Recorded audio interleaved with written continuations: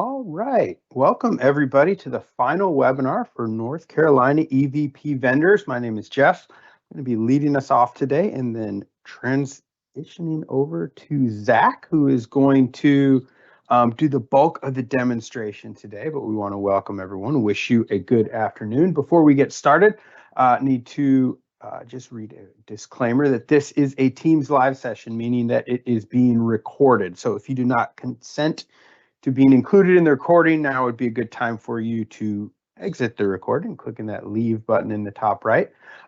We are recording this and we will be providing a recording for you to review if you didn't want to watch it live, or just in the future to reference back to it.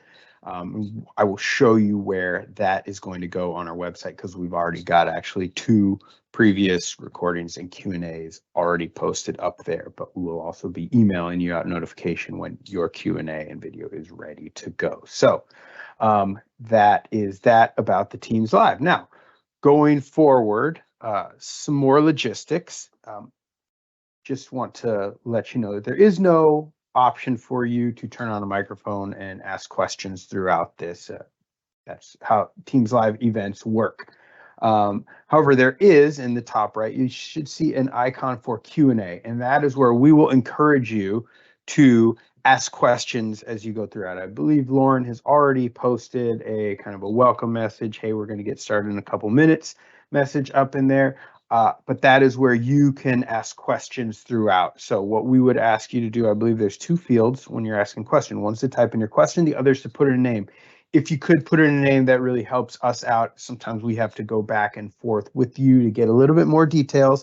And if no one puts in a name, then there's dozens of anonymous questions in there. So it's helpful to get a name of who's going to be there. The other thing about the Q&A, and because this is the Teams Live event, there's actually a little bit of a delay. So you are going to be hearing and seeing us about a minute after we're actually talking. So if you ask a question that's not super specific to something, and we have actually moved on in our future time, we may not know exactly what you're asking about. And if we have to go back to get clarification, it's just better if you are a little bit more specific in your questions along with the name, and then we can give you guys better answers during the chat. So with those answers, it's going to be a couple ways that we can manage these. So we've got Lauren, Amanda, and Afua on our team that are monitoring the Q&A. They will be sometimes answering you directly back to your chat. Other times they'll be publishing it for everybody to see because it's a good question and many people are asking it and we want everyone to see the question and answer. Sometimes we'll stop during the presentation and address a question verbally that's come in through the chat. And other times, because of the volume of attendees in this, we may not be able to answer every single question that comes in. We are, however, downloading these questions, putting them in a presentable written form and posting them for you. So every question that gets asked will get answered. They just may not be directly in this webinar. So we do still encourage you to ask a lot of questions. We want to make sure that you're leaving here today with a good knowledge of what we are presenting. So that is a little bit about the logistics. Now let's go ahead and tell you what we hope to cover today. So got about 90 minutes scheduled here. What we're going to start off with is just giving you an overview of what we're calling the new eVP. You already have registered your companies in what's now called eVP, the Electronic Vendor Portal, but it's getting kind of supersized and improved. And we're going to give you a background on what the project entails and some important timeline information about that. Then we are going to hand it over to Zach, and he's going to do a lot of demos for you. So first thing he's going to do is give you a little background on public searches. So how the buying community or anyone is really going to be able to find your vendor records in the system, as well as maybe looking for solicitations, all the things that are there. Then he's going to talk about managing an eVP vendor account. So all of your current accounts in IPS will be automatically transferred over into the new system, which will be available to you beginning on Monday, July 10th. You'll get email invitations throughout the week to go in and activate your new accounts, but that's going to be automatically converted for you. And he's going to go through managing the existing account in that new system. There's some new fields. He's going to talk to you about those, and it might be helpful for you to fill in information in those new fields that don't exist today. He's going to talk to you about the commodity codes, and there's a little bit about commodity codes, both the way we're selecting them and who can select them. That's a really nice upgrade from the current system. So he's going to go over through that. Then he's going to talk about Hub and NCSBE certification. That process has been, I think, streamlined and made much more efficient. We're bringing the Hub office much closer to your requests for those into this app so that they really have a lot better way to manage those, and it's all in line, your both certification and recertification. Now, this may not apply to everybody here. Not all people in this audience are probably qualified to be Hub or NCSBE certified, but for those of you that do, we just want to give you a little bit of a look into how that system is being upgraded. Then we are going to talk about responding to solicitations. So included now in your same eVP site is the place where solicitations are posted, and you can link to respond to them. So all solicitations across the state are going to be posted in the one site. There's two different ways to respond to solicitations. One is directly within the eVP app itself, and the other is going to be, you take a link from that site and you go to an Ariba sourcing event, and you will be responding to that Ariba sourcing event. Zach's going to show you both different ways to do that, and then we're going to wrap up and talk to you about next steps. So that's what we have ahead of us in this session. And so now let's just move forward and talk about what the new eVP is. So you can see right here, got a couple kind of tabs with a little bit of a description of what is happening, but at its most basic level, it is a merging of the current versions of the electronic vendor portal eVP with the current version of IPS and the NC bid system. So eVP, that you currently have an account in eVP, the electronic vendor portal. That is where you have gone to register your company to accept purchase orders from the state, to be notified of formal bid opportunities, how you manage everything with your state account. Have you requested Hub certification? All of that currently happens in eVP, and IPS is where the buying community goes to post notification of official solicitations, and you can be notified of those based on the commodity codes you choose in eVP. So what's happening is essentially you're keeping eVP. It's just getting better because we're bringing the buyer side, IPS, into eVP, and they're going to have their side of this kind of supersized eVP. You're going to have your side. And so all of the vendor management and all of the solicitation responding, they're all in the same place now. And so we are bridging a gap that was not a far gap, but we're making this relationship a lot closer between the buying community and the vendor community. And there's going to be benefits for both sides of that with this kind of supersized eVP, as well as bringing in the Hub office and the NCSBE office to help make those certification processes much more efficient. So we think that on all sides of this, everyone is going to be really happy with this upgrade.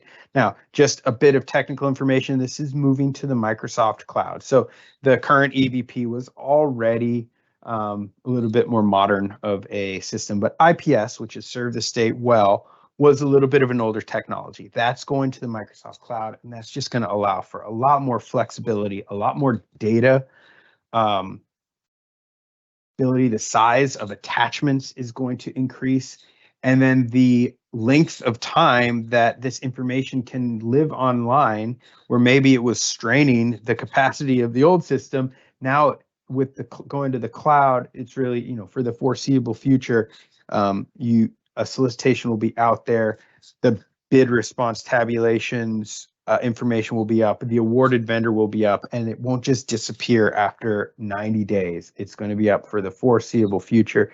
And 2 years down the road, you can search for information on who won certain bids and everything that was involved in it. So that just being able to go to the cloud is really going to open up some options here just to make the commerce for the state between vendors and buyers just a lot better. So that is an overview of what this project is. Now I want to give you kind of a visual depiction of when we're talking about this supersized eVP. So this is where you will be. We got you boxed out here, the vendors.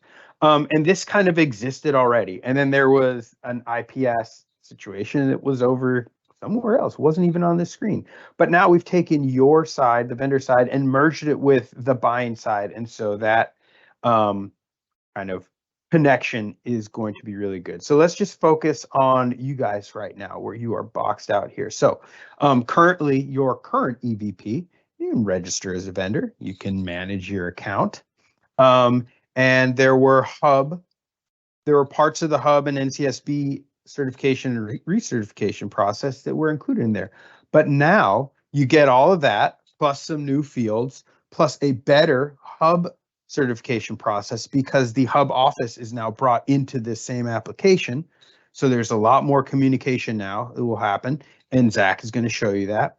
But there's also the bid notification and submission. So because the state procurement users who are going to post notice of these official bid opportunities in this same system, you don't now have to go to another site. You used to go to IPS, look at the information, and then figure out how to respond there. Now the same place where you are managing your account, you're going to get notified of these business opportunities, and then in many situations be able to respond in the same place. So we're removing a different website for you to go to. It's all in the same place. And because of that, now you kind of have this My Bids section, or it's a drop down when you're logged in, and it tells you everything that you've bid on, whether it be past or you currently have bids open in those. There's a section for everything you've been awarded. So kind of taking your response history and bringing it here trackable for kind of all time is going to be really, really good for you though. So that is the upgrade to your current eVP, and there's still going to be a public aspect of it. This is where anybody, or I think it's a lot of times it's the buying community. They can come and look up all the public information about a registered vendor's account. That is still going to exist. And then all of the public solicitation postings, those are also going to be here for anybody within this public eVP. Now, to be able to respond to it, you've got to have a vendor account. You've got to be signed in, but anybody can see them. So that is the public side of things, and that's where you currently exist. And now you're going to have even more better options within that side of the app. But then there's also, this is the new part, which is we're bringing in state procurement users. They're going to use what's called the agency app, the Division of Purchase and Contract under DOA. They're going to have administrative abilities in there to do and see and report on more things. And they're going to use what's called the admin app, and the hub office is coming into the fold as well. It will have the hub app for them, and you don't need to worry too much about it. It's all kind of the same version of the app, but with just different abilities to do certain things that pertain to their job functions. So all these folks are here, and as you'll see with the hub app, when they are working on something, because it's in the same system, you will now be shared a little bit of their progress through the process. Where are they? They received your bid pack, your documents packet, or they are in an audit state, and you'll be able to see those as we go along, which I think is really great.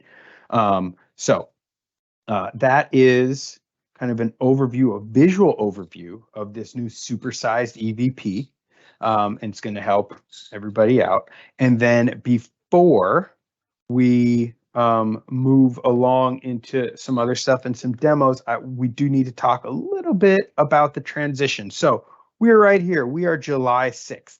So you can see that as of last Friday, the state purchasing community, no one was able to create a new bid opportunity post. So if you've been wondering, why aren't I getting notifications this week of new solicitations? Well, that's been locked down for them because we've got to make a transition and make sure good information comes over. That you will once again be able to see that there are new bid opportunities beginning on July 10th. That is when the new app goes live for both sides. So users will be able to post new solicitation opportunities on July 10th. And we even encouraged them as they were approaching this sort of June 30th deadline. Hey, if you can wait, why don't you wait? And so everything is in the same place. The last day to respond to something that's currently posted in IPS is going to be tomorrow.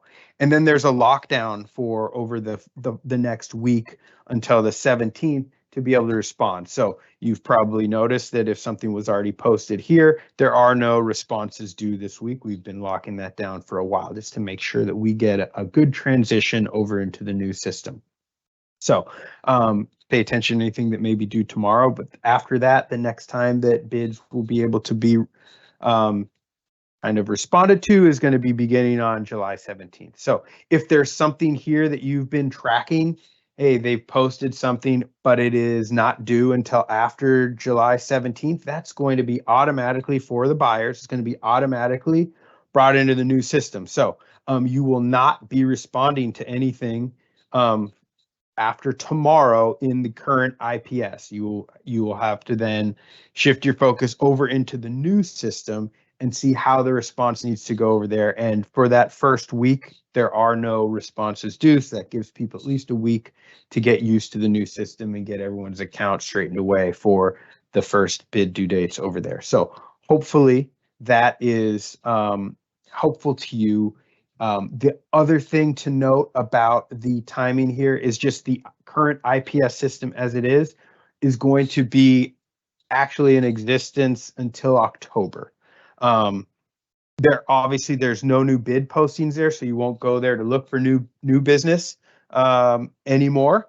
But if there was a current solicitation that had an opening by July 7th, and the buyer has determined who won it, and they need to post their tabulations or awards there because it was kind of completed in the old system, then that is staying open until October to give the buying community time to have that information up for, up to 2 months or so until October once all that is finalized. So we are not just now totally getting rid of the IPS system, but in October at some point, if you go to search for it, it will not be there anymore. But all that information is passed, and all the good new information is going to be moving forward in the new eVP. And I think by the middle of the month, everything will be swimmingly moving along over there. So if you have any specific questions about a specific solicitation that you have bids in on,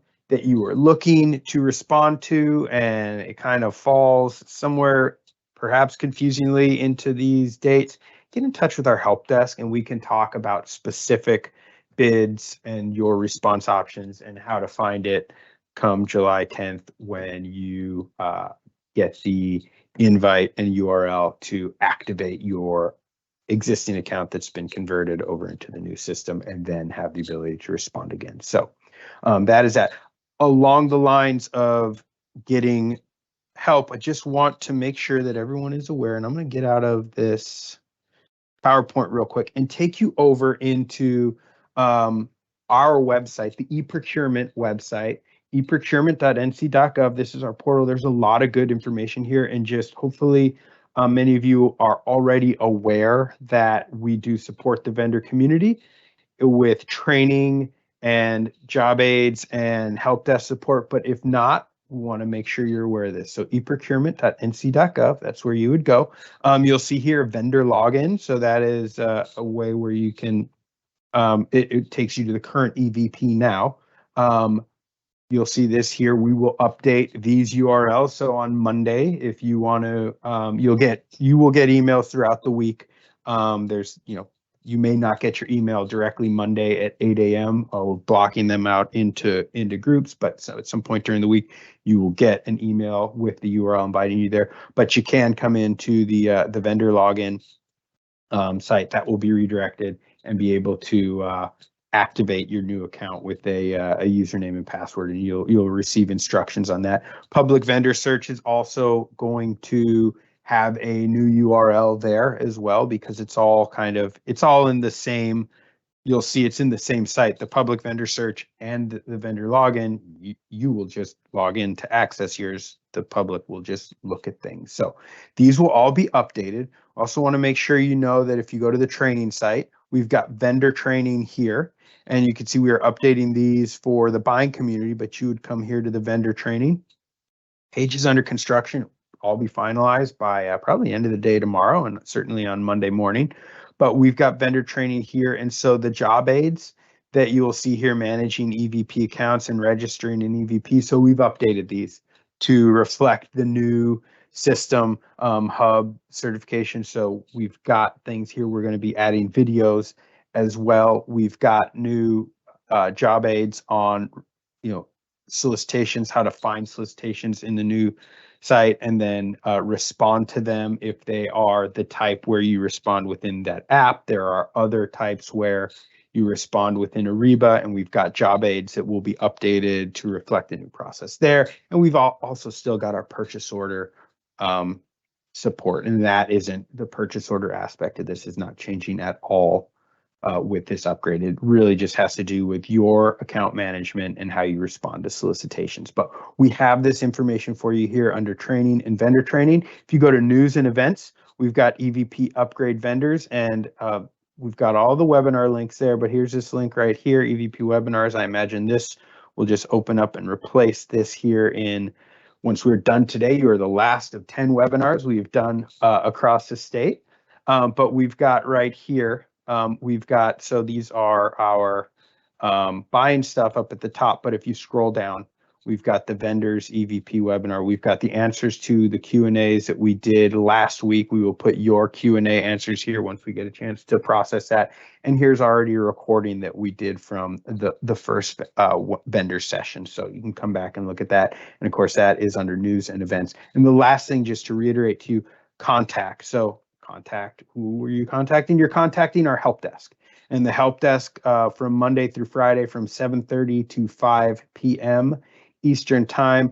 If you call up and you select option 2, that is for vendors, or if you send an email to vendor@nc.gov, we'll help you, whether it's just managing your account, accessing the system, responding to a Ariba sourcing event, responding to a regular eVP posting, anything that you have a purchase order, we're there to support you. So you may already be aware of that, but we just wanted to make sure that you were, if you weren't, that you were aware that we are here to support you. So again, that is eprocurement.nc.gov, and that is where we can help you out going forward. So that was a bit on just what is happening, the timing of it all, and how to help yourself or have us help you.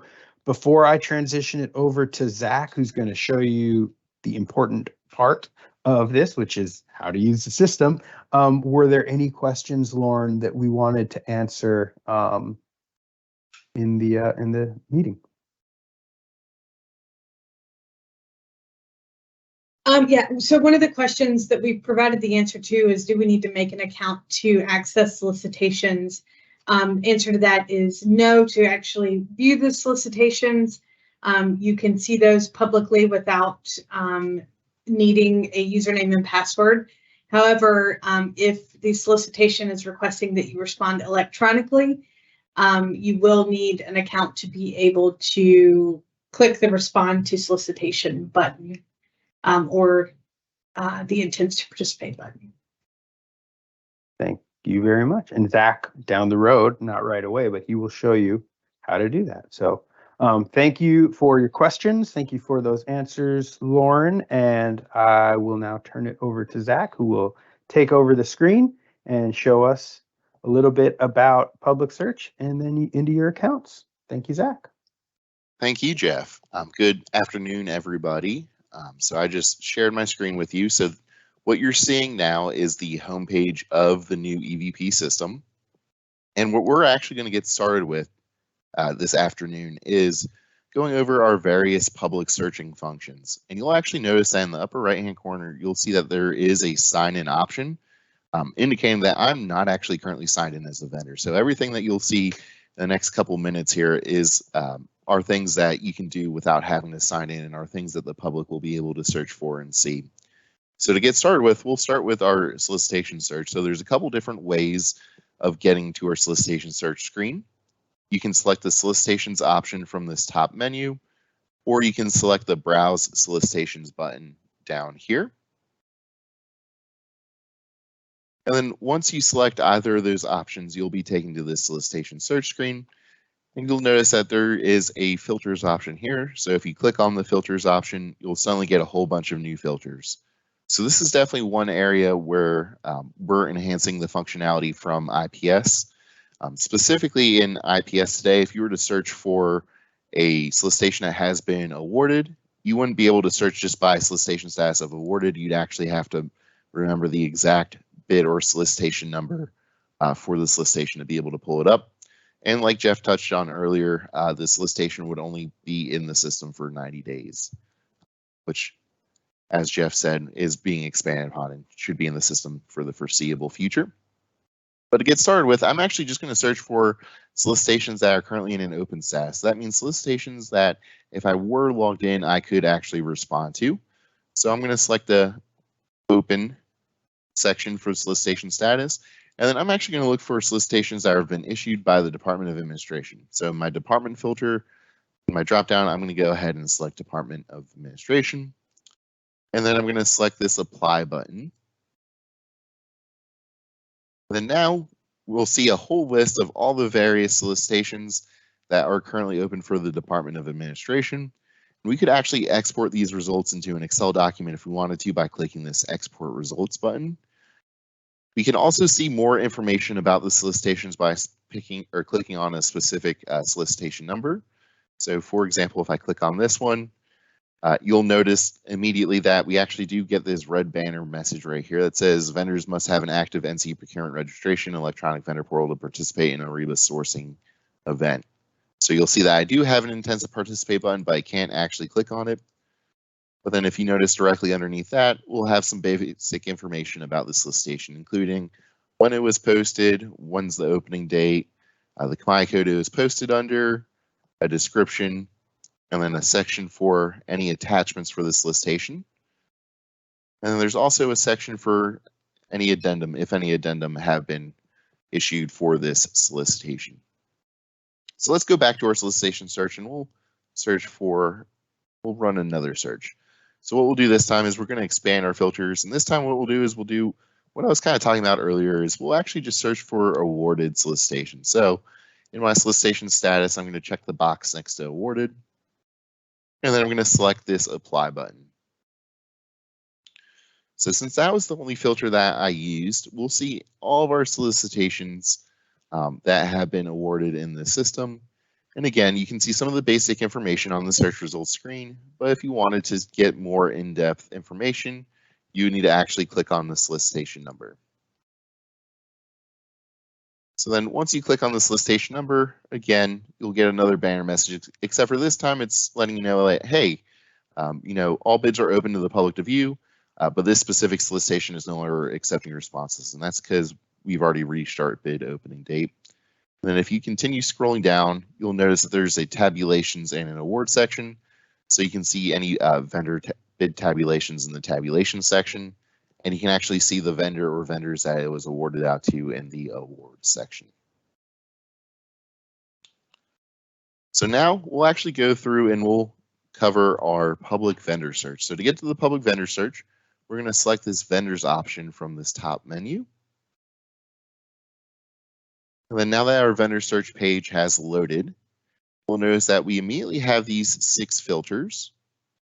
Our first filter is just a primary search filter, and what it does is it searches against multiple different types of filters, such as vendor name and customer number. But next we do have a vendor name filter, a customer number filter, a vendor status filter, hub certification status, and NCSPE status filters. But in addition to these, we actually have a bunch more filters in the system for you guys. If we click this little blue triangle next to advanced search, we'll actually see all the various filters that we can use in a public vendor search. And they're kind of grouped off by various categories. So our first one is NCE procurement. So we have a bunch of filters that relate to a vendor's NCE procurement registration status. And next is our hub and NCSPE filters. So we have some more in-depth filters for hub and NCSPE, including which hub certification category the vendor is certified under. Next, we have some contractor services filters, some contact location filters, including contact last name, contact email, location city. And then finally down at the bottom here, we have our commodity and construction codes filter. So this is how we can filter based off commodity codes and construction codes. And I think this is the section that actually has had the biggest enhancement to our public vendor search. And you'll see that shortly. The first thing that I'm going to do is I'm going to run a search. I'm going to run a search for a vendor who is currently active for NC procurement and a vendor that has a specific commodity code. So to add a commodity code to your search parameters, you need to click this blue Add Commodity Codes button. And this is where the biggest enhancement I think is, and I think you guys will really enjoy this, is after clicking this button, it's going to pull up this list. And this list is all the various commodity codes in the system. In our current public vendor search, to actually look at all the various codes, you'd have to expand each and every category and then use Control F to find a specific code, or just scroll through and look at them. But here we just click one button, and then we can scroll through and click through our various pages of commodity codes, or we can use this search box up top here to search for a specific code. So let's say I want to search for commodity codes having to do with janitor. So I can type janitor into this search box up top here and hit my enter key to search. And then as I scroll through, you'll notice there are a bunch of different codes having to do with janitor. And let's say I'm specifically looking for this cleaning and janitorial services code. So I can actually check this box next to this code, and then it will populate in my selected record section. And if I wanted to include more commodity codes, I could check the boxes next to them. And if I accidentally clicked a box that I didn't want to click, I could either uncheck it up here, or I could click the X button next to it in the selected record section. But once I'm satisfied with the codes I've selected, I can go ahead and hit this blue Add button. And then we'll notice that our commodity codes are now listed in the commodity code section. And if I accidentally added a code and we got to this point before I noticed it, and I didn't want the code in my search results or my search parameters anymore, I can click the drop down arrow next to that code and then select the remove button. And then it will remove that code from our selected codes. So then now that I've populated my search filters, I can go ahead and hit this search button at the bottom of the page.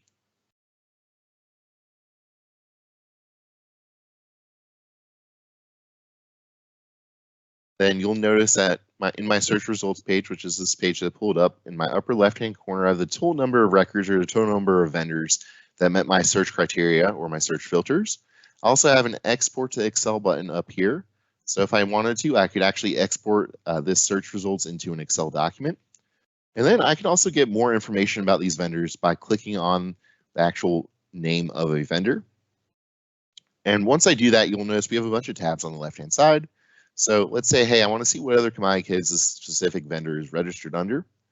I can click on this commodity codes tab, and then it'll load up a list of the commodity codes that this vendor has selected. And then let's say, hey, you know what? I want to get some more additional contact information for this vendor. I can actually click on this contacts tab, and it'll show us all the contacts that are currently associated with this vendor account, as well as their email addresses and phone numbers. But let's go back to the vendor search and let's try one more search. So this time what I want to do is I want to look for vendors who are Hub certified. So I'm going to change my Hub certification status to Hub certified. And then I want to search by a construction code. So I'm going to expand my advanced search by clicking the blue triangle and scroll down to the construction code section. And searching for construction codes is very similar to searching for commodity codes. We're going to hit this Add Construction Code button. And it's going to pull up a list of all of our various construction codes that are in the system. And just like before, if we see a construction code that we want to include in our search parameters, we can check the box next to it here. Or if we're looking for a specific code, we can search for it here. And you can search, same thing with commodity codes, you can search both by actual construction or commodity code number, or you can just search by like keyword. So this time I'm going to search for earthwork. And then I'm going to check the box next to it. And just like with commodity codes, if I would, decide, hey, I don't actually want this one anymore, I can uncheck it here. I can click down the X down there. And then once I've selected the codes I want to select, I can go ahead and hit this blue Add button. Then my construction code will show up in my search. And if I want to get rid of it, I could by clicking the drop down arrow and then selecting the remove option. This time I'm not going to, but now I've populated my search filters and my search criteria, I'm going to go ahead and hit this blue search button at the bottom of the page.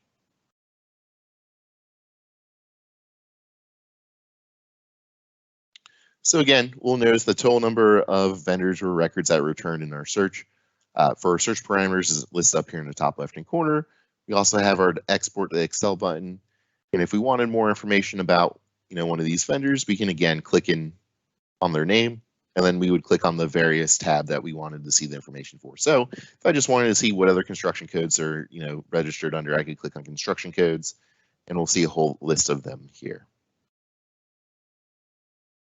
So next we'll go over contract extensions. So to get to our contract extension search, we're going to click on the contract extensions option from this top menu. And that's going to pull up a list of the current active contract extensions that are in the system.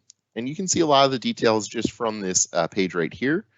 If you had a specific contract extension you were looking for, or you wanted just to search for contract extensions, you could use this search box to type in that contract or like that solicitation number, and then hit this magnifying glass to search for it. Or if you're searching for a description, you could do the same thing. I'm not going to in this example, but as you can see, the basic details are here. And if you did want more information about a specific contract extension, you can actually click the arrow next to one of them and then click on awarded vendors. And it'll show you the name of the contract manager's email, an explanation, and then the awarded vendors will show you the list of vendors that this contract extension was awarded out to. So next we're going to go ahead and get logged in, but before we do that, I wanted to pause here and see if there were any questions that we wanted to answer live. So Lauren, did we have anything that we wanted to cover? Let's see, we had some questions around if you're not an existing vendor, are you able to register your company on Monday, July 10th? The answer to that is yes. Registration will be open on July 10th. The current eVP will be unavailable tomorrow to allow for migration activities to prepare us for July 10th. So you can either complete registration today before 5 p.m. Eastern, or you would need to wait until Monday to complete that activity. And then a lot of questions, Zach, around solicitation notifications. Just to summarize some of the responses that we've put in the chat. So solicitation notifications are driven by the commodity codes that are set at the contact level. So each contact may go in and designate the commodity codes that they would like to receive notifications for. So if you have 5 people in your company, each person is responsible for a different good or service. They may have different commodity codes selected based on their responsibilities. Based on the groups that each contact has, they may go in and make updates to that information for themselves, or account owners can do that as well. Perfect. So if there weren't any other questions, then we can go ahead and continue moving on. So like I said, we're going to go ahead and get logged in. So to log in, we're going to click on this sign in option in the upper right hand corner here. And then we're going to click the login button. Zach, sorry Yes. to interrupt you. Before you go into this any further, can you go back? One of the questions was to check to see which vendor was awarded a procurement. Like a solicitation or a contract extension? Solicitation, I think. Perfect. Okay.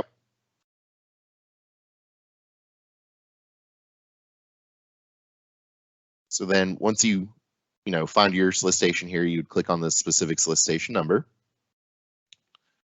And then if you scroll down, there's an award section, and that section will show you the specific vendor that it was awarded out to. So the vendor name might look a little funky, but that's because we are currently in our test environment. So the name, may correspond to that, because it looks like this one was awarded out to UAT Tester 1. But then you'll also see the award amount and the date that it was awarded.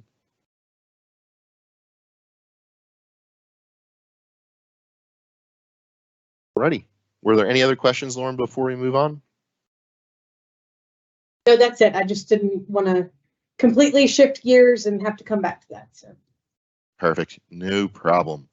So again, to sign in or log in, we're going to click on the sign in option up here on our top bar, and then we're going to select the login button. And then we're going to enter the email associated with the contact we're trying to log in as, the email address field, and then we're going to enter in the password. And once we filled out our fields, we can go ahead and hit sign in.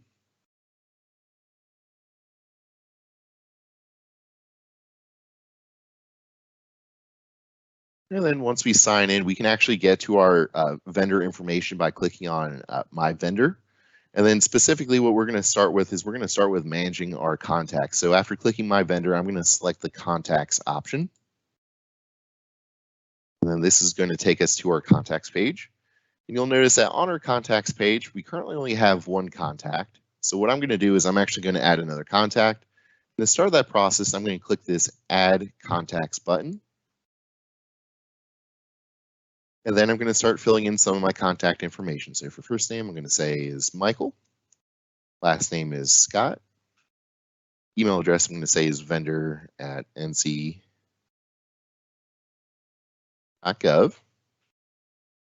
And then job title is an optional field. So if I wanted to, I could put something in here. It is a free text field.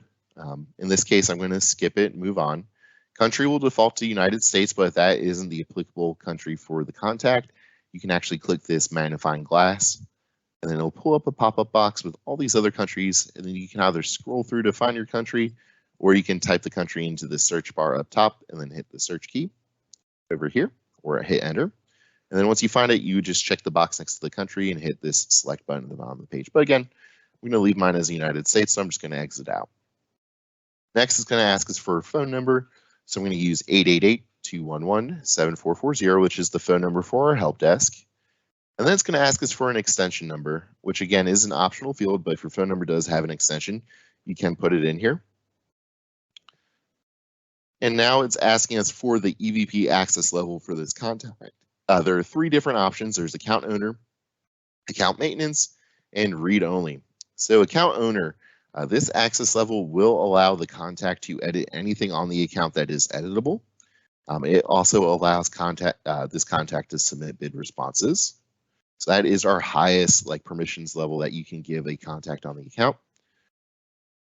Next, we have account maintenance, which is our second highest. What this access level allows the user to do is it allows them to make some edits on the account, but they can't edit everything. For example, they can't modify the data on the company information page, but they can modify anything else on the account, and they can also submit bid responses.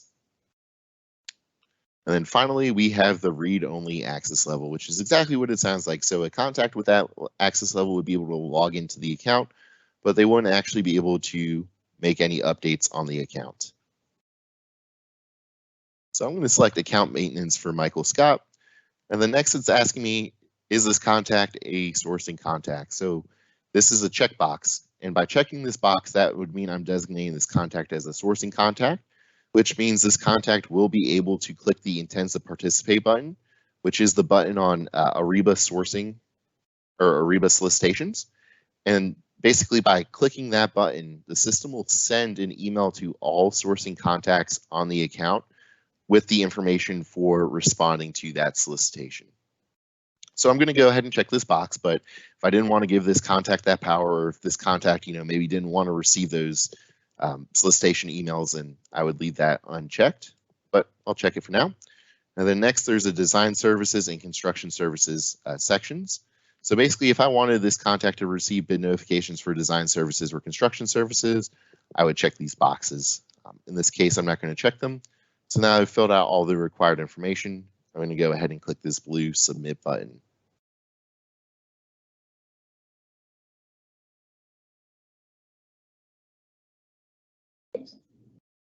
I think we answered the last. Okay, so here's one. How would a new? Oh, sorry about that, folks. So next we'll move on to editing a contact. So to edit an existing contact, you would select the drop-down arrow next to that contact, and then select the Manage Contact option. And then it will pull up this page and it'll look remarkably similar to the page that we were just on, where it lists all the contact's information. So we can click into any of these, editable fields and actually edit the information listed here. So like if we wanted to change up their email, we could click in here, delete the email, add a new one. I'm going to leave it as vendor@nc.gov, but we could click in here and update that. If we wanted to, for example, either increase or decrease their access level, we could also do that. If, hey, this contact really shouldn't have been given this check mark to designate them as a sourcing contact, we can uncheck that box. And then again, if we wanted them to receive bid notifications based off design services or construction services, we could check those boxes as well. And then finally, we now have a Kamai code section. So this is the section that would designate whether this contact receives bid notifications and would determine which specific bid notifications they would receive. We'll actually cover this a little bit further along in the demo, so I'm going to leave this for now. I'm just going to go ahead and hit this blue submit button.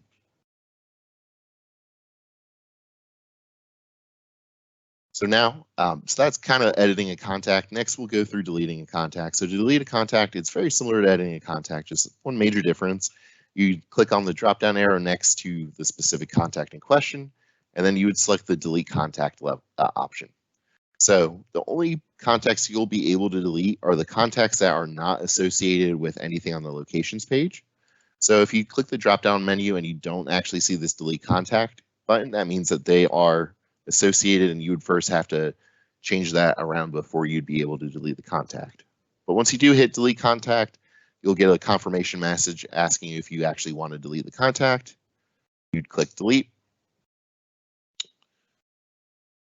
And then you'll get a success message up top here that says the record has been deleted. And if you look in your all contacts section, you'll notice that you no longer see said contact. So the last section on the contacts page is this construction services section. So this is an update from the current eVP, because currently this section is usually found on the locations page.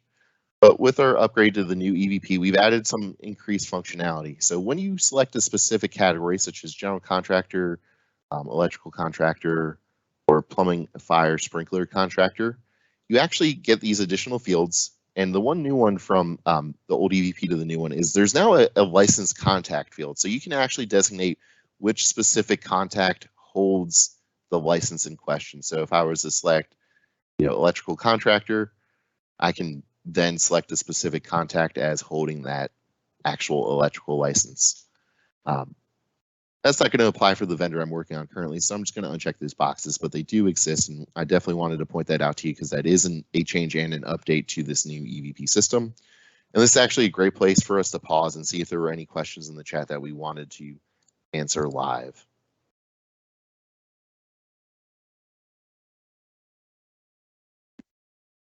I think there are a couple of questions we are working on answers. We will publish those. One question that just came in order for a contact to receive info for a solicitation bid, must they have account maintenance checked in their contact record? So it depends. So if you're talking about Kamai codes, you can add Kamai codes that are read-only access level, and I actually think you can designate, I'm actually not sure if you can designate a read-only contact as a sourcing contact, so that would be something we need to follow up on the second part. But if they are a read-only contact, then I believe you can give them Kamai codes and they would receive those bid notifications. And account owners can be made sourcing contacts, so they can check that box and they'll also, or click on the intends to participate button.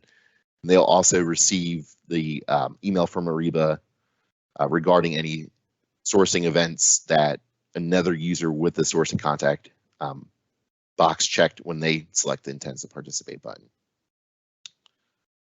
So I think we might need to follow up, unless you know the answer, Lauren, about read-only contacts, if they can be designated as sourcing contacts or not. You might need to follow up. We'll confirm before publishing the Q&A recap, but I do believe a read-only vendor wouldn't be able to update the commodity codes on their contact, but I do believe they can receive notifications. Perfect. Alrighty. Unless there were any other questions, we'll go ahead and move on to our addresses page, which doesn't look like there are. Okay, perfect.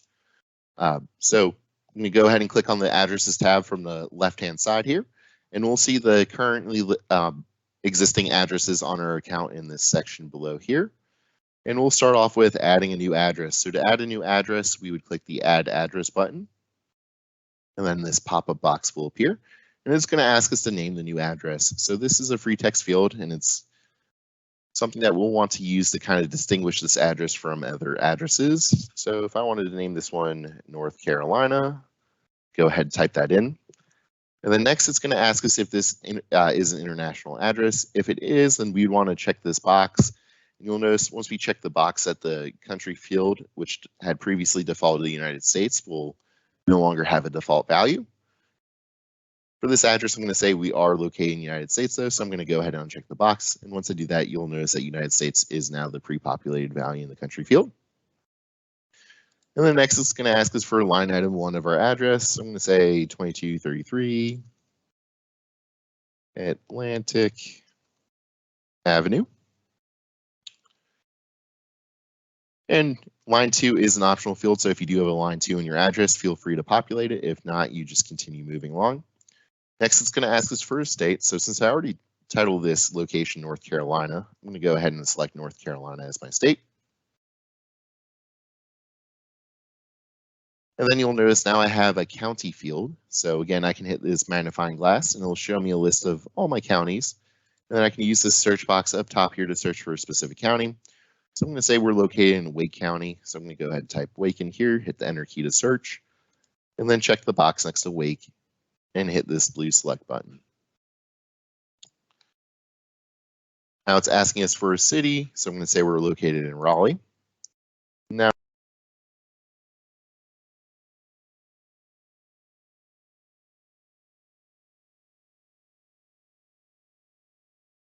Hey, Zach, you've muted yourself inadvertently, I believe. oh, sorry about that, folks. So as I was saying, this not sure exactly where I got muted, but this city field's a free text field. So I'm going to say we're located in Raleigh. So I just typed out Raleigh. And then for zip code, I just typed in 27604. So then now that we filled out all of our required fields, we can go ahead and hit this blue submit button. And then we'll notice that our address is now listed in our addresses section. So very similar to contacts, if we want to update an address in this section, we'd click this drop down arrow next to the specific address, and then hit edit address. Then once we're in this edit screen, we make whatever updates we wanted to make. So, hey, maybe, we moved down the street. Now we're located at 4054 Atlantic Avenue. Everything else is the same though, so it won't change anything else. But if I wanted to, I could come in here and select a different city or zip code or state. And then once that's done, hit submit. And then you'll see that my update has been successful. And then finally, to delete an address is very similar to contacts. You click the drop down arrow next to the address and hit remove address. However, if the address you're trying to delete is associated with something on your locations page, you'd first have to make that update, because otherwise you won't actually have the option of removing the address. But once you click the drop down arrow, you can click remove address and it would remove the address. I'm actually not going to remove this address, and I'm going to move on to our locations page. So what I'm going to do is I'm going to select the locations option from this left-hand side. And then just like our previous 2 tabs, we'll see all of our currently created or pre-existing locations in our kind of list down here. And we can add a new location by clicking this blue add location button. And then again, for location, it's going to ask us to name the location. So I'm going to title this one North Carolina. And remember that location, so when a buyer is selecting a vendor for a purchase order, they first select the supplier, and that will be the overall vendor name. But then they can switch or select a different location than the default location. And when they are doing that, they will see the location name. So you want to make sure that you name it something that will be helpful to the buyer when filling out their purchase order or their requisitions. So I'm going to update this one in North Carolina. That's going to ask us for the primary address and vendor search. I'm going to go ahead and hit this search button. You'll see that a list of pre-existing primary addresses on vendor search. So you can either select a pre-existing one by clicking the checkbox and hitting select, or you can actually hit this new button to create a new one. I'm just going to go ahead and click the checkbox and then hit select. And then you'll notice that we have an e-procurement addresses section. So in this section, it's going to ask us for an order from, remit to, and bill to. The order from will determine where purchase orders are sent. The remit to will determine where and how payments are made out to. And the bill to will determine where invoices for the 1.75% e-procurement transaction fee will be sent to. So to get started, we're going to go ahead and click this search button in the order from section. And then similar to our primary address on vendor search, we can see our already created order from. But in this case, I'm actually going to create a new one. So I'm going to hit this new button. And then it's going to ask us to name our order from. So I'm going to name this one. I'm going to name this one NC for North Carolina. And then it's going to ask us to associate a contact with this order from. So we currently only have one contact, but if we did want to create another one, we don't have to go all the way out of this page and then go back to the contacts page. We can actually hit this new button and then another pop-up will appear and ask us to enter in all the information for a new contact. But I'm going to go ahead and just select a contact that's already has already been created. Next, it's going to ask us for an address. So again, we're going to hit the search button and then we'll have the options of any of our pre-existing addresses here. I'm going to select the one that we just created during this webinar and hit select. And then it's going to ask us for an email address. So I'm going to go ahead and say our email address is vendor@nc.gov. And then our last field is this phone number field. It's not a required field, so we don't have to put anything in here. I'm not actually going to put anything in here, and I'm going to hit submit. Now that I've hit submit, you'll notice that we have the option between the order from that was created previously and our newly created one, which is already checked. So now I can just go ahead and hit this select button. Now my order from's filled out. So similar to the order from for our remit to section, I'm going to go ahead and hit this magnifying glass to search. And then I can select the pre-existing one, or I can hit this new button to create a brand new remit to. In this case, I'm going to select a pre-existing one, so I'm just going to go ahead and check the box next to it and then hit select. And then finally, we have the bill to section. So again, we'll click the search button or the magnifying glass button in the bill to section. And it's going to give us any pre-existing bill tos. This time I'm going to hit the new button one more time just to create this one. So this time I'm going to name it accounts for accounting department. And then for contact, I'll say it's Zachary. For address, I'll use headquarters again. And then for email address, I'm going to say it's epbilling@its.nc.gov. So I'm going to go ahead and type that in. And then again, for bill tos, the phone number field is an optional field, so you don't have to put anything in there if you don't want to. And then once you've populated all your required information, you'll go ahead and hit this blue submit button.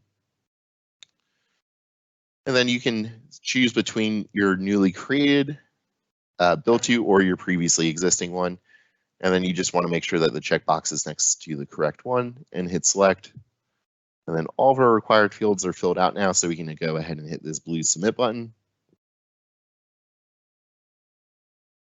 And once we do that, you'll notice in our location section in our list, we now have a second location.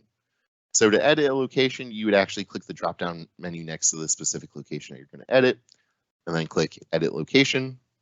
And it'll take you to this edit screen where you'll notice for each of our 3 sections besides our location name, which is a free text field, so you can click in here and make any edits you wanted to make. So like I could update this from North Carolina to NC. But you have 3 options. You have these X buttons, you have these magnifying glass buttons, and you have these edit buttons.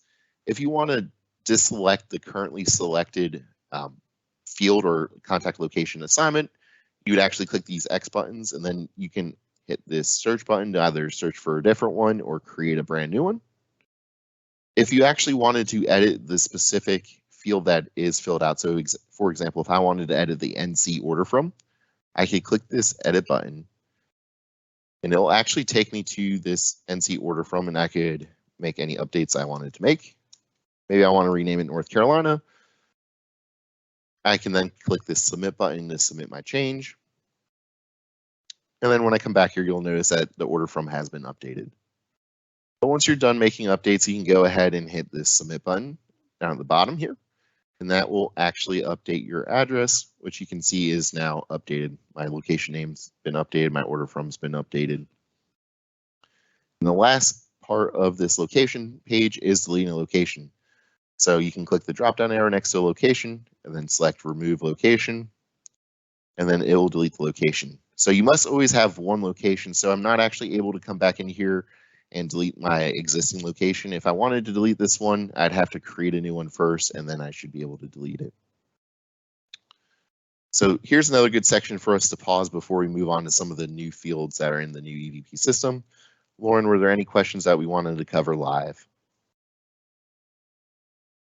So one of the questions that came in is, if I select a current contact, do I have to use the same email address for the contact for purchase orders, or can I choose any email address I wish? So I think is the email for order from driven by the contact you select, or can you have a different email than what's associated with the contact? It's not. So I actually, in these existing order forms, I have different emails than is associated with my contact. So you would select a contact, and then that email field is a free text field, so you can put whichever email address you would like to in that field. It does not have to match up with the contact selected.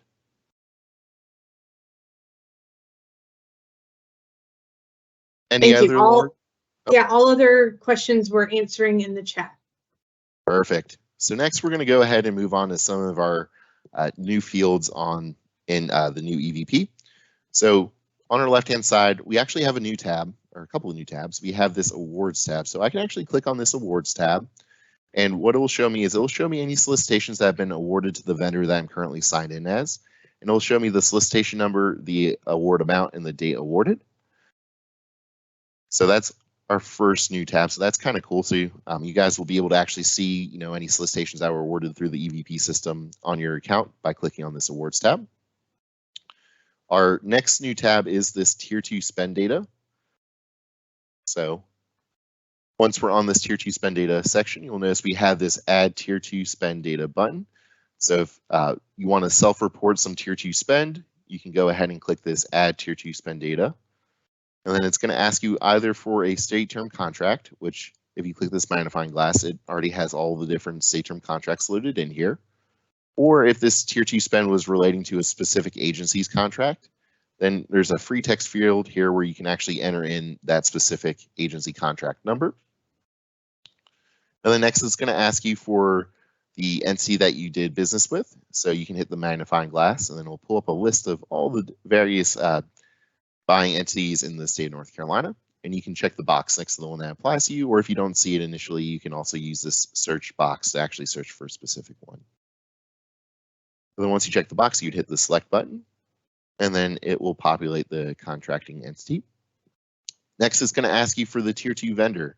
So again, you can hit the magnifying glass. It's going to pull up a big long list of vendors. So this is one where it'll probably be easier to just go ahead and use the search to find your vendor. So then once you do find your vendor, you hit the checkbox next to them and then hit select. And it's going to ask you for the contract amount. So this one was $25,000. Ask you for the payment amount. So this was $12,000. And then ask you for the payment date. So I'm just going to say, hey, you know what? We paid them on July 1st. And then next we'll hit this blue submit button.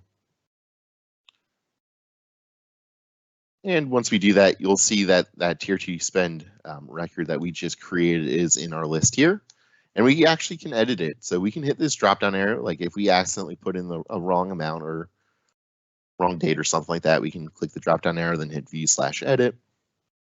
And then let's say, hey, you know what? It was actually $12,500. We can go ahead and update our payment amount, or these other fields as well. And then hit this blue submit button to make that update.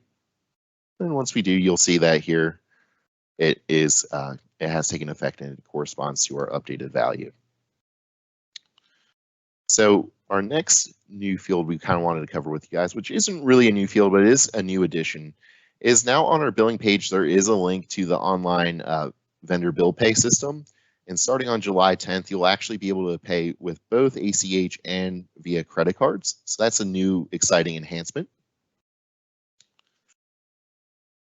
And then next, we're going to click on our company information page because this has the last couple of new fields in the new eVP system. So once we click on company information, if we scroll down, we'll notice that there is a question that asks, is this company e-verified? As current accounts are being migrated over, they'll migrate over with a value of unknown, but you can actually log in and then you can select this drop-down menu and you can change it to yes or no based on if you are e-verified or e-verified. And what the e-verification system is it allows enrolled employers to confirm the eligibility of their employees to work in the United States. And you can select yes or no if you're enrolled in that one. Next, we have this unique entity identifier field, or the UEI field. There is actually some additional information about this field in the account. So if you don't know what this field is, you can actually click on what is UEI, and it'll give you this little box with more information as well as a link to the site to learn more about it. But essentially what it is, it's a unique identifier for entities that has been created by the US government in the SAM.gov database, and it's essentially the replacement for the Duns and Bradstreet number. So if you have a UEI, you can go ahead and type that in here. And then our last new fields, or if you scroll down just a tad more, you'll notice that there's a question that asks you if you're registered with the NC Secretary of State. Similar to our other field, our other new fields, this one will come over with a value of unknown, but you can click the drop-down menu and change it to yes or no. And then if you are registered with the Secretary of State, you can type in your NC Secretary of State ID or your SOS ID into the field below it.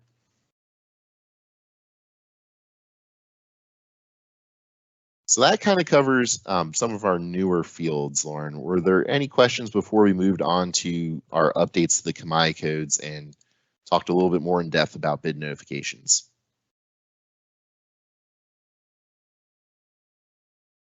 I think we're handling the questions that are coming in via chat. There was a question around awards and whether previous awards will be visible in new eVP. And the answer to that is only so open solicitations that are opening after July 10th will be migrated to the new system.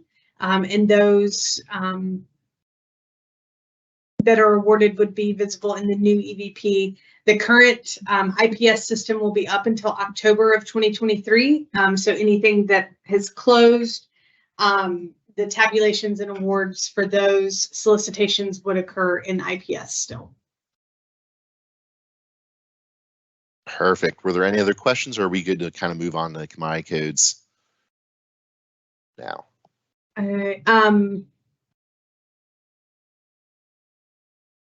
One more question just came in. So did you say to enter our SAM registration number into the UEI field? So if it's a UEI number, then you would enter it in here. But the UEI was created into the SAM.gov database or website.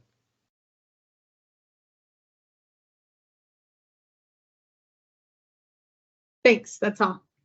Perfect. So continuing on, I know we've been discussing kind of bid notifications, but we're going to dive a little bit more in depth in that now, as well as KMAI codes. So there are now two places where you can associate KMAI codes on your account. You can associate them at the account level, which is handled in the company information page, which is the page we're still on. And by associating codes here, you'll basically determine whether or not your company will populate in searches in the vendor search. So the vendor search will utilize the KMAI codes listed at the account level, as well as the construction codes listed at the account level. So to add KMAI codes to the account level, you click this blue Add KMAI Codes button. And just like when we were searching, you can either scroll through the list and select them there, or you can type in specific code number or a root word or a specific description, and then hit enter up top here. Then once you have the codes, you can check the boxes of the ones that apply and hit add KMAI codes. And they'll be visible here. And again, so these codes will determine when this account will show up in the public vendor search, but will not impact bid notifications. So just like commodity codes, you can also add construction codes so that this company will be populated or will come into public vendor searches based off of construction codes. And again, that's added at the company level. For bid notifications, though, you will actually have to go to the Contacts tab. And then you would select the drop-down arrow next to a contact and hit Manage Contact. Scroll down to the bottom, and then you'll notice that there is a second commodity codes section listed here, and that the commodity codes that we selected on the company information page are not here, and so these two lists are independent of each other. So if you want this specific contact to receive bid notifications, you will have to click Add Commodity Codes, and then you'll see a big long list of commodity codes. And again, you can search using this search box for specific codes, or use a specific word or like a root word or a descriptor to search for commodity codes. And then once you find the commodity codes, you can check the boxes next to them and add them to their list. And each contact will have their own separate list of commodity codes. So you can customize commodity codes based off the contacts. Bid notifications are also changing slightly. So instead of receiving a bunch of bid notifications throughout the day, now you'll receive a summary bid notification email in the evening that will list all the various solicitations that were posted or had addendums that meet the criteria of your commodity code. So you'll have one email that you can scroll through instead of having a bunch that you actually have to click in and open up to see the details of them. So that's a good change for you guys, is instead of receiving a dozen or so every day, you'll just receive one that has the information from all those codes. But then once you have added commodity codes, you'll want to hit this submit button at the bottom of the page, and then it will save those commodity codes for this specific contact. So I know we had some questions earlier about bid notifications, but Lauren, have any others popped up that we want to answer live, or are we good to keep moving forward?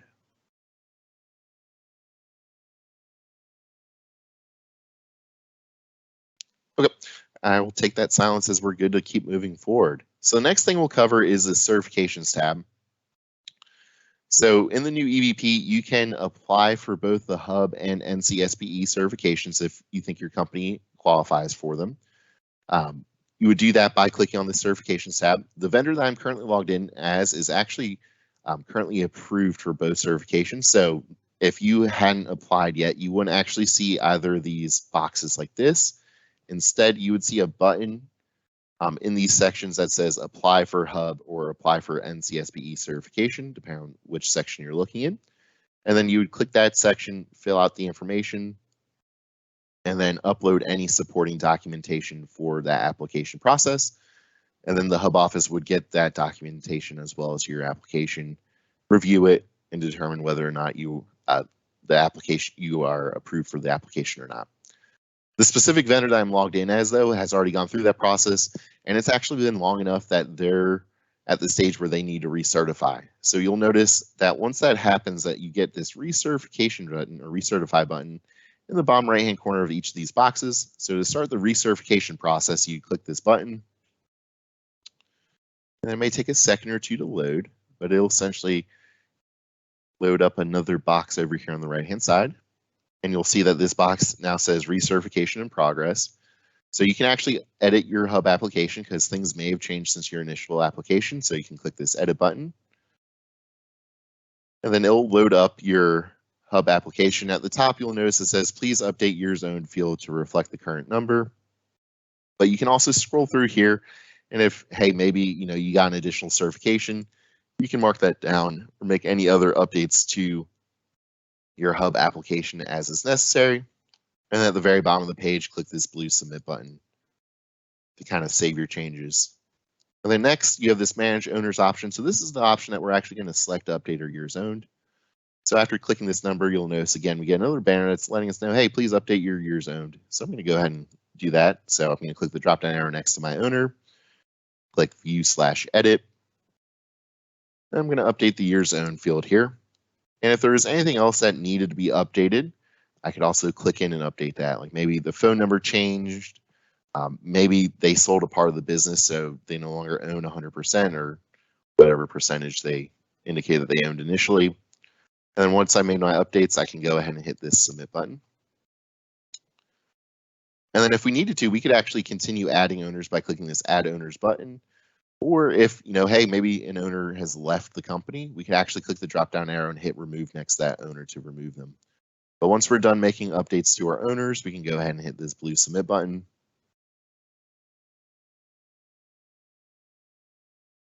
And then last section here is our upload documents button. So we can go ahead and hit upload documents. And it's going to take us to this document screen, and we can click the drop down arrow next to the category and select upload to upload the document, the supporting document for that category. And then on this pop out screen, we'll select add documents, choose file. And then we'll actually go ahead and select our file. Click open.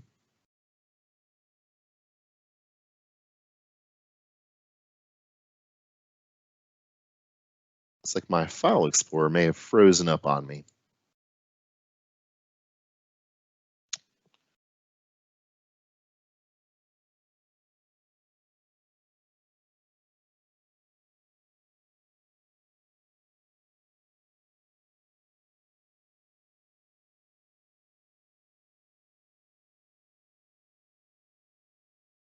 Zach, while we're waiting on that to load, maybe we can answer a couple of questions.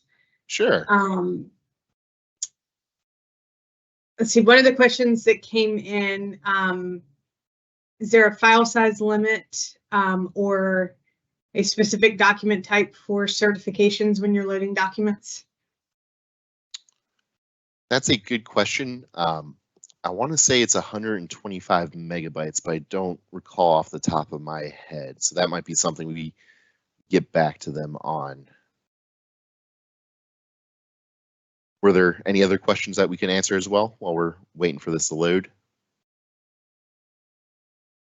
Some questions that came, or a question that came in, the summary emails, is it a compilation of new bids that were posted that day? The answer to that is yes. At the end of each day, based on the commodity codes that are selected for each contact, they'd receive an email that summarizes the opportunities that are available to them. And that is, unfortunately, there's not a way to set what time you'd like to receive that notification. It is a systematic email, and it goes out at the same time for all vendors. Perfect. Anything else before we get back to our hub documents here? I think that's it. Perfect.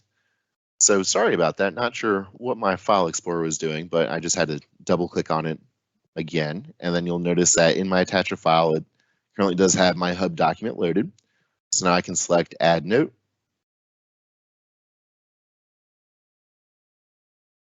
And then we'll see our document uploaded here, and we can select submit. So I did just upload this first category, this bank statement listing signature authority. We'll notice the status reason still says not received. It can take a minute or two for these status reasons to update. So I'm going to go ahead and upload another document real quick. So I'm going to hit that drop down arrow, hit upload, hit add documents, choose file. Then I'm going to select my hub document, click add note, submit. And then we'll notice that our first document has uploaded. So you would normally go through and upload any of these other documents that need to be uploaded for your recertification. Then you would hit the submit button. I'm not going to continue uploading these documents because the process is the same. But then once I hit this blue submit button, it's going to take us back to our certification page. And it's going to update our status reason in our box over here from recertification in progress. And it's going to update it to packing complete. And that's because I haven't actually uploaded all those documents. But once you do upload all those documents, it'll change to packet complete. And then the hub office will be ready to review your recertification. For NCSPE recertification, it's very similar to hub recertification. We'll click this recertification button in the bottom right corner of the box. And then it may take a minute or two for this recertification to kind of process. And then similar to our hub recertification, we can click this edit NCSBE certification to actually edit our application. And once we click that, it's going to let us know, hey, please update the year zone field to reflect the current number. So we can scroll through here and actually let's update this annual income. Let's say, hey, you know what, in the years that passed, our business has actually increased. We now do $150,000 of net income and we have 3 total employees. So after scrolling through here, I'm going to make any updates I need to make, and then I can hit this blue submit button at the bottom of the page to submit my updates. And then next, similar to our hub certification or recertification, we're going to click manage owners. It's going to take us to the owners page. We're going to click the drop down arrow, hit view/edit, and then we're going to update the year zoned. And similar to hub, if we need to, we could edit any of these other fields as is required or necessary, and then hit this blue submit button to actually submit our change. And just like with hub, if we needed to add additional owners, if we sold portions of our business or new owners have come on board, we can click this add owners button to do so.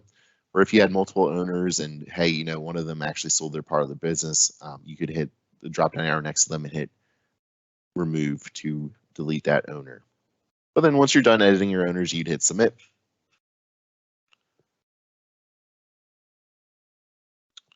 And then we'll notice that we're in recertification progress and we're going to upload some documents. So I'm going to click the blue upload documents option.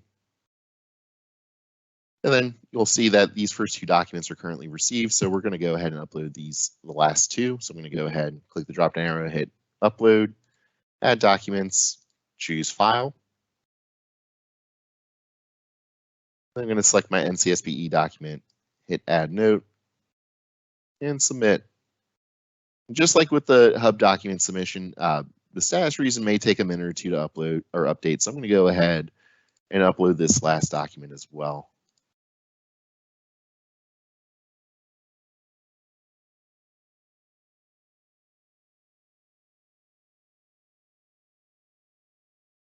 And then you'll see that the first one is updated. And I've uploaded this last one, but it actually hasn't loaded yet. But I'm just going to go ahead and submit so I can get back to my certifications page.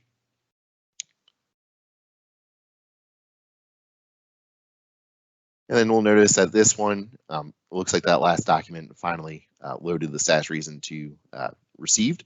Because if you'll notice that we are now have a packet complete status for this NCSBE recertification. So now the hub office, you know, will be able to log into their side of the system and they'll be able to review the documents that we've uploaded, as well as review our NCSBE application. And they'll be able to, you know, advance this one along through their processes and make a final determination on whether this vendor gets recertified or not. So we already kind of stopped in this hub certification/recertification section. So next we'll kind of go over responding to a solicitation. And first we're going to start off with responding to an eVP solicitation. But before we do that, I kind of want to make sure we kind of talk about solicitations just from an overall perspective. So in the eVP system, there are 2 ways to respond to a solicitation. You can either use eVP, or 2 ways to respond to a solicitation electronically. You can use eVP, or there's the Ariba system. So our first one that we're going to look at is one using the eVP electronic submissions. So I'm going to click on this solicitations option from this top menu.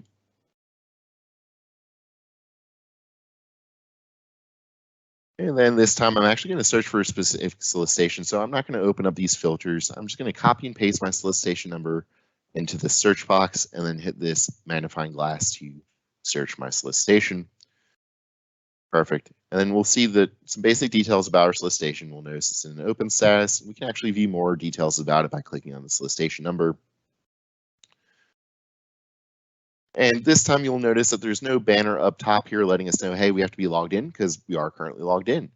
We just have this respond to solicitation button. But if we scroll down, we want to see more information. We can see some more details up top here. And then there's this section with attachments that has the solicitation document itself, as well as answers to vendor questions and answers. And then there's an addenda section that lists the addendas that have been created for the solicitation. But let's go ahead and actually respond to this one. So I'm going to click this blue respond to solicitation button. And it's going to take me to this screen that kind of shows us again some basic details about the solicitation. And I'm going to select this next button.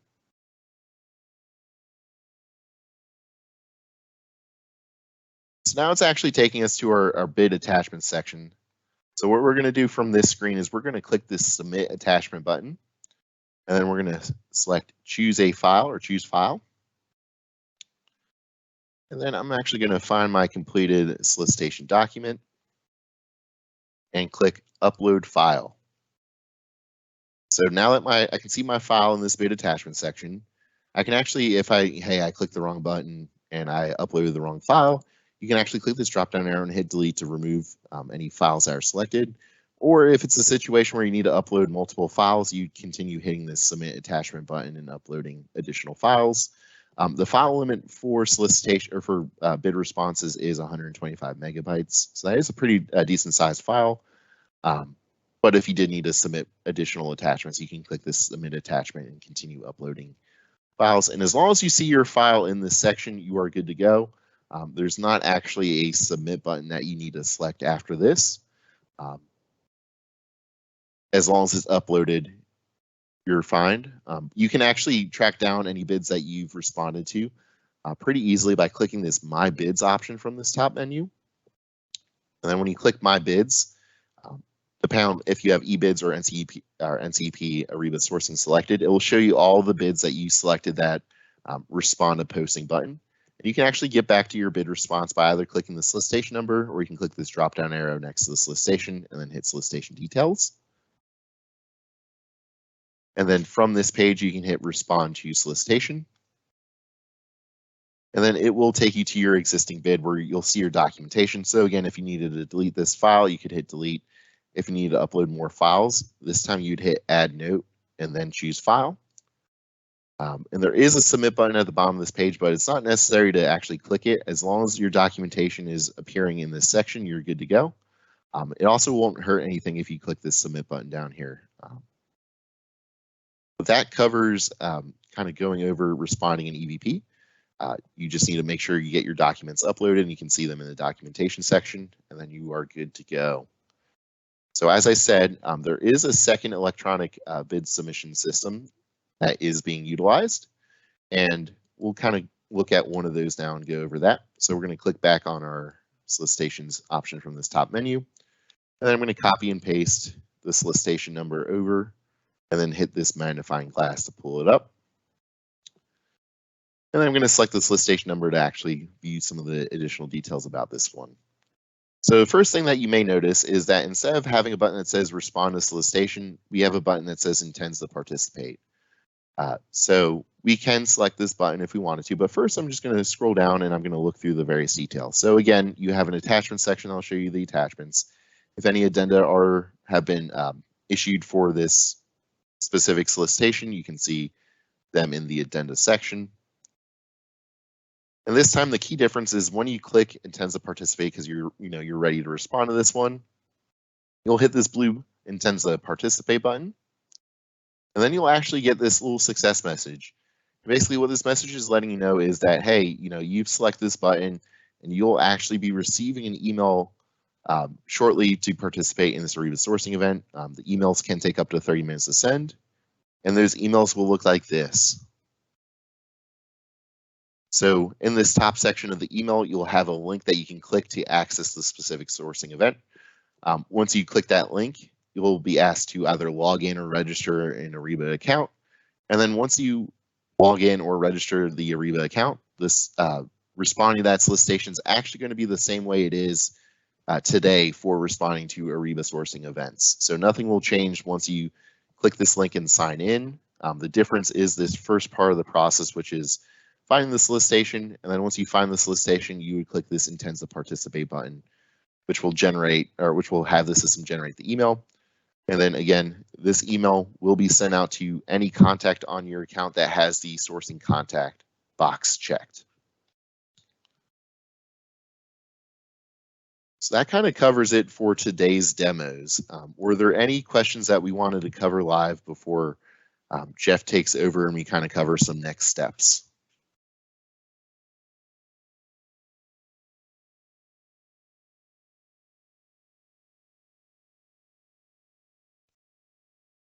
Alrighty. Sorry, we're answering those in the chat, Zach. Sorry. Perfect. Okay, well, thank you very much, Zach. I am going to share my screen now, take over. Appreciate those great demos. We appreciate all the answers in the chat as well as the questions that came in. So let's talk next step. So this goes live July 10th. That is Monday. If you can, in the next 90 minutes or so, update your account, your current eVP account. If you want to look at that, you can do that. But starting at 5 o'clock today, the eVP side is going to be locked down so that we can migrate everything over. If you don't get to updating your account by today, when you get your invitation at some point next week to log into the system and set up your access and review your commodity codes and contacts and all that, you can update that then. So that is kind of what is going to happen next. So next week, look for an email from us. All contacts and each contact will need to establish their own login to the system, review those new fields, update them. We've got job aids that are going to help you do that. We've got our help desk. And when we get our Q&A finalized for today, we will be emailing that out to you, but you can view other Q&As on the eProcurement website right now. So as we sign off today, just want to make sure you are aware, a couple takeaways. Hey, your existing accounts, they will be converted for you as they stand at 5 o'clock today. And then next week, you will get an email invite to log in and access your account in the new URL, which is not yet available. Because of this supersizing of eVP, now you got more things in one spot with not only your account, your hub registration, recertification, as well as responding to and being notified about the solicitations.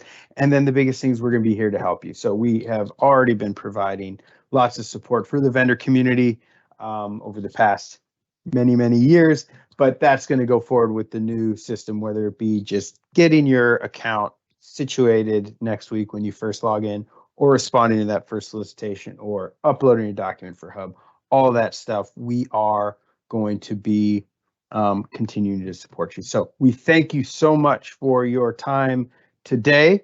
We hope you have a good weekend, and we will be sending out an email to you in the near future with the recording and the answers to the specific questions from today. And we wish you good luck going forward with everything. So thank you all very much.